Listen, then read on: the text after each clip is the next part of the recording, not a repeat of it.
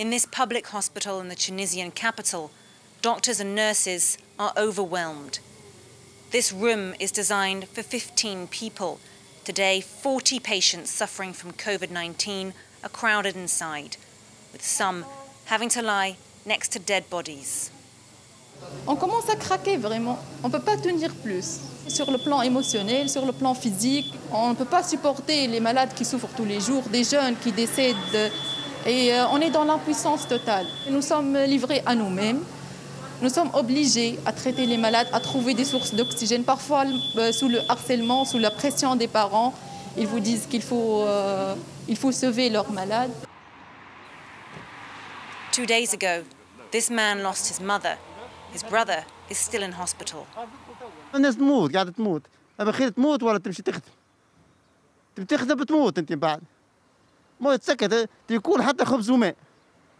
كل خبز وماء وتتعدى الأزمة هذه، خدمة هذه ما تتعدى الأزمة هذه كان بالتلقيح ولا بالتسكير. International aid is beginning to take effect here, but staff in public hospitals are exhausted. Some doctors and nurses from the private sector have mobilised and are working in field hospitals and doing home visits with charities. The government wants to go further. It's demanding that private clinics take in patients from public hospitals. Ça va, madame?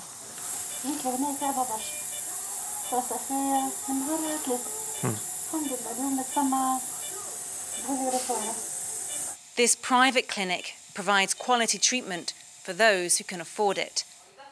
The government's plan to rely on private clinics to ease pressure on public hospitals is easier said than done.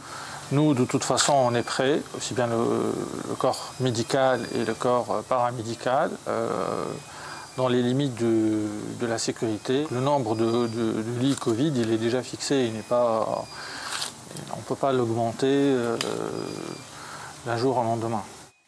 The clinic is keen to maintain offering quality treatment. It's not planning to take on more COVID patients for the moment. The question of who will pick up the bill if private clinics take in patients from public hospitals remains unanswered.